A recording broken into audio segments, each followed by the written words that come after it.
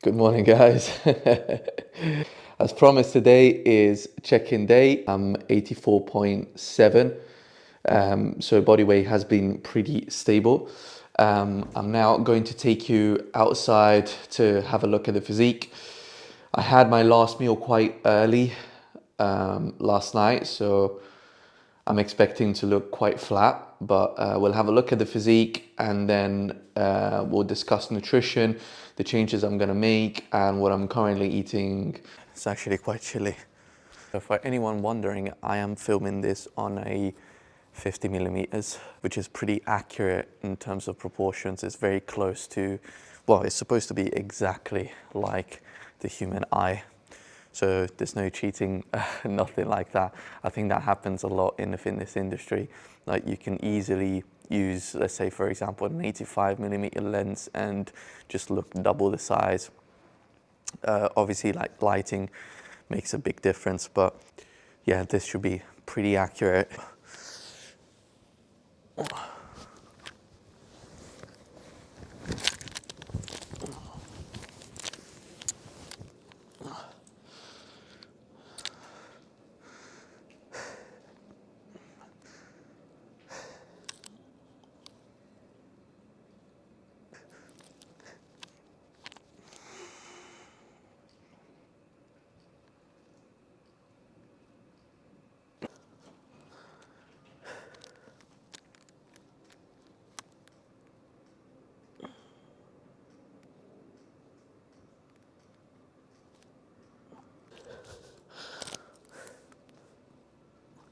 If I only knew how to pose.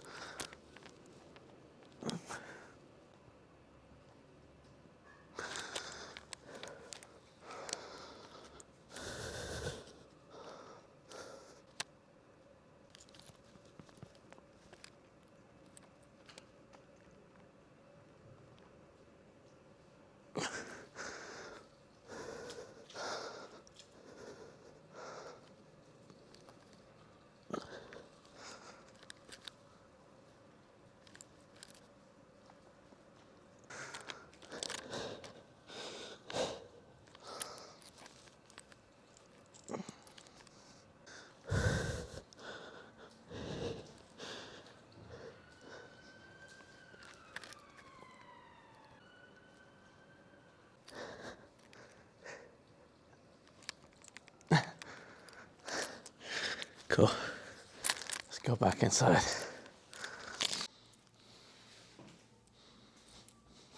Excuse me? Thank you. So I just had a look at the check-in video, and I can definitely tell the difference in the muscle tone, a bit of the size as well of my delts at the back of the last few months being injured. I haven't been able to train them with as much intensity. I haven't been able to go as heavy as I used to with it, and I can definitely tell a bit of a difference. But bear in mind that this is the first check-in that I do in about 5 months. It's the first proper check-in that I do in about 5 months. So I think compared to 5 months ago, I think my shoulders used to be a bit more dominant, a bit fuller overall. I can also see a little bit of a difference in my chest. This is not as visible as it is for my delts, but I can definitely see that even when it comes to benching, I haven't been able to go as heavy, and it has impacted the amount of fullness in my chest.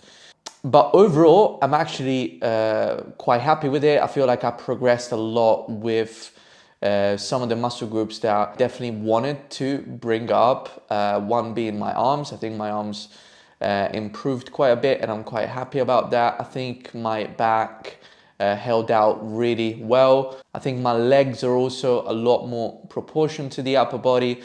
Back in the day, I used to be a lot more lower body dominant. My legs have always grown a lot more than my upper body. I think that genetically I am predisposed to grow more in my lower body.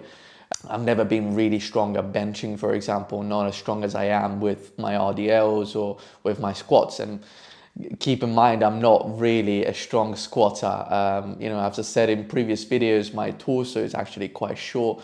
My legs are quite long, even though I'm not very tall. And I think my hip mobility isn't too bad. This always allowed me to train with full range of motion and just generally develop my lower body fairly well. Body composition is also in a good place. I'm obviously not incredibly lean, but don't see any spillover. My cortisol levels are really high since I work 7 days a week and my schedule is pretty crazy, and so I'm always, you know, aware of the fact that my cortisol levels are higher than they would ideally need to be. I can see it a little bit, but not to the extent that I think it would be visible, and definitely not to the extent that I perceive it, if that makes sense. This is why doing check-ins is so powerful, because, you know, they just give you such a objective reflection of what you actually look like, and that is essentially data that you can use to evaluate how things are actually going. And you know, I've been definitely preaching well and and acting not so accordingly to what I preach when it comes to collecting data with my own journey.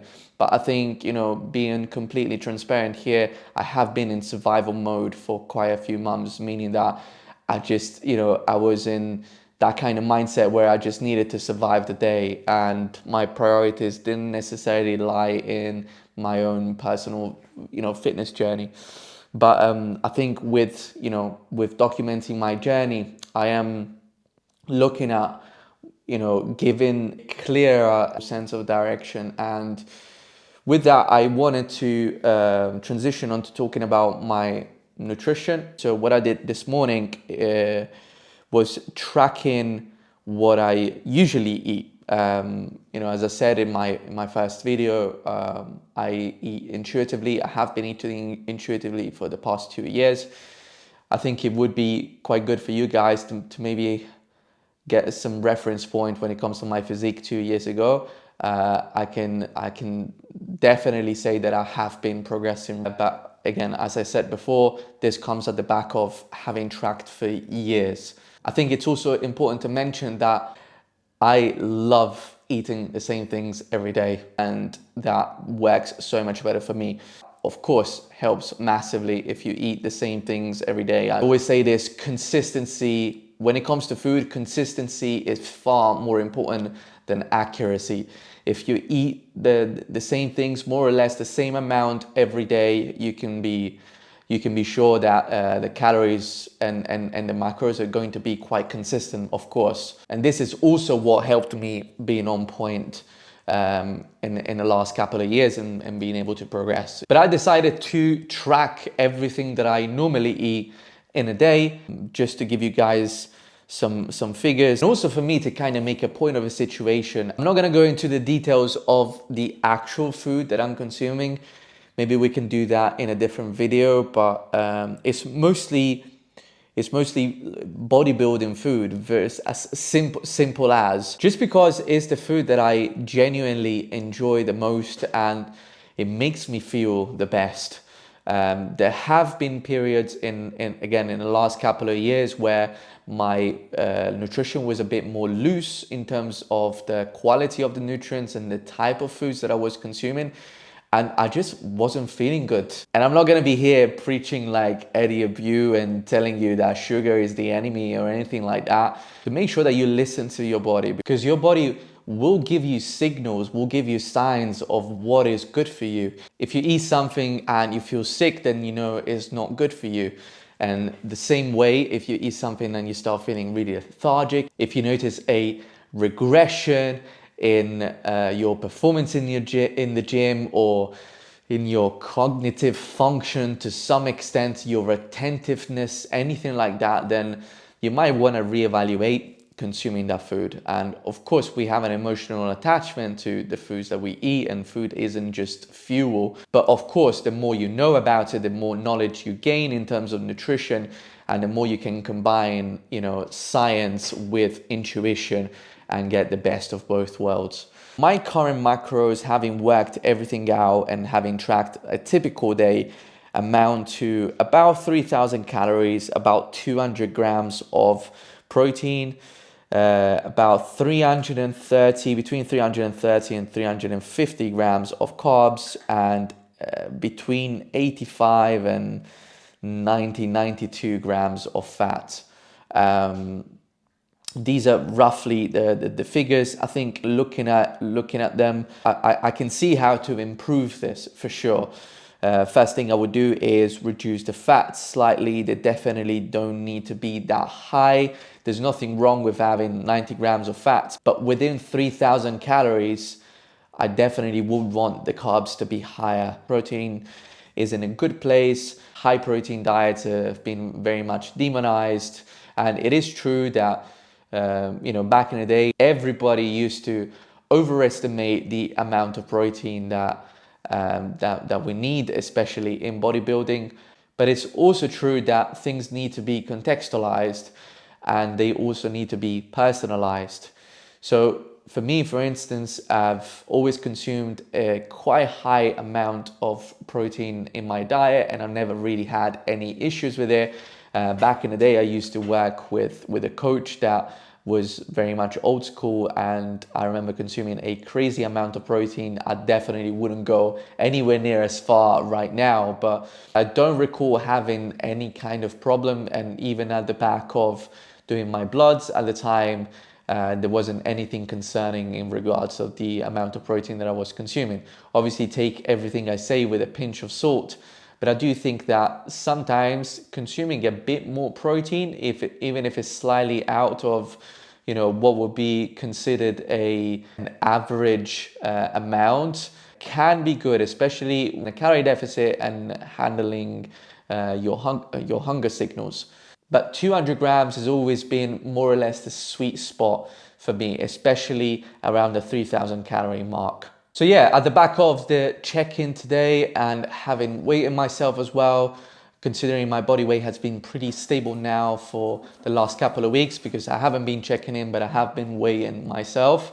I'm definitely going to shoot for a slight calorie increase and a substantial carb increase. So I'm going to keep my fats more or less where they are, around 85, but I'm going to really bring my carbs up to 400, which is a more adequate amount. And it's also going to take me to about 3,200 calories, more or less, which is definitely going to be a slight surplus from where I am. Bear in mind that my steps are literally minimal at the moment.